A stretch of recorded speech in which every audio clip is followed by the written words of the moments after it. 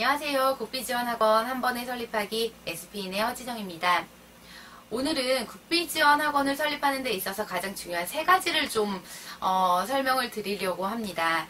우선은 우리가 국비지원학원을 한다라고 얘기를 하면 제일 먼저 알아야 되는 게 내가 과연 어떠한 훈련 과정으로 국비지원학원을 설립할 것인가예요. 물론 기존에 이 국비지원학원을 하고 계신 분들은 상관이 없습니다. 하지만 평생교육사 자격증을 취득했는데 국비지원학원을 하려고요 라고 이야기를 하시거나 온라인 교육이 잘 되던데 저 국비지원을 하려고 합니다 라고 또 이야기를 하시는 분들도 계시고 앞으로 어떤 게 잘 되나요를 되려 저한테 물어보시는 분들도 계세요.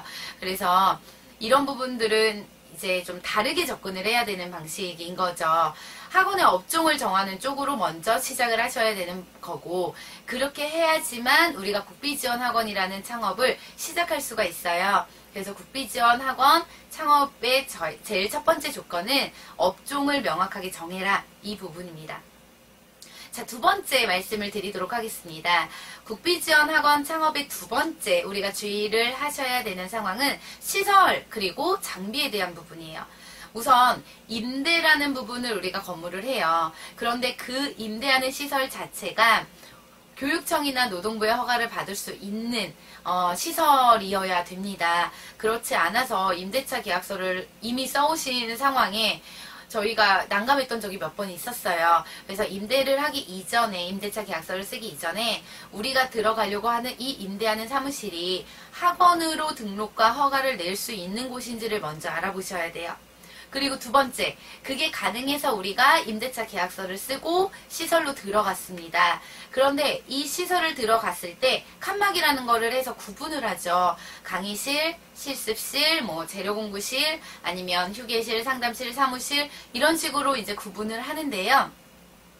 우선 기준이라는 부분이 있어요. 교육청에서 예를 들어 강의실은 1로 하세요 라고 면적을 줬어요. 그런데 나중에 교육청이 아니라 노동부의 실사를 받아보려고 하니 이 시설에 대한 기준은 입니다 라고 얘기를 해버리는 거예요.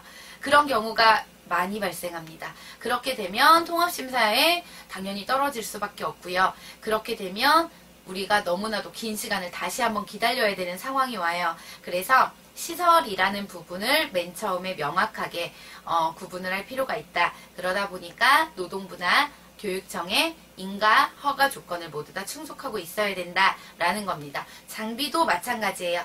교육청에서 원하는 장비, 노동부에서 원하는 장비가 약간 상이할 수 있으니 이 부분도 반드시 꼭 알아두셔야 합니다. 훈련기간 인증평가 준비, 콘텐츠나 훈련 과정에 대한 준비를 하면서 지금 우리가 바로 임대를 받아놨던 시설, 그리고 장비 이런 부분들을 그냥 무용지물이 돼버리는 거죠. 준비를 하는 기간 동안은. 그런데 생각을 해보시면 6개월에서 거진 1년 정도의 기간을요.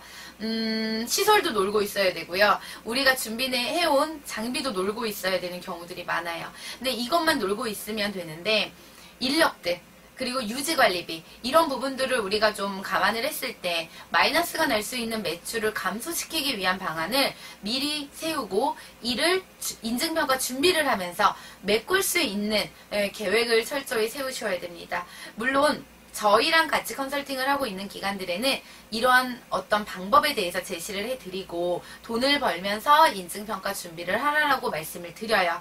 그러니까 저희랑 같이 하지 않는 기관이다 하더라도 훈련기간 인증평가 준비만 하지 마시고 이걸 하면서 수익을 창출할 수 있는 방법도 찾아보셨으면 좋겠습니다.